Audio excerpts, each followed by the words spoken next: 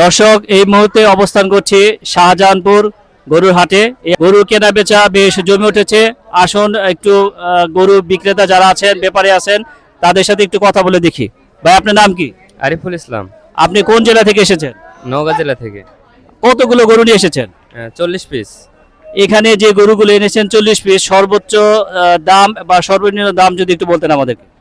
আমাদের এই গরুর সর্বনিম্ন দাম আছে হলো 2,40,000 আর সর্বোচ্চ দাম আছে হলো 3,50,000। বেচা কেনা কেমন হচ্ছে বা কি কি আশা করছেন? মোটামুটি ভালো, ক্রেতা সমাগম কেমন আজকে?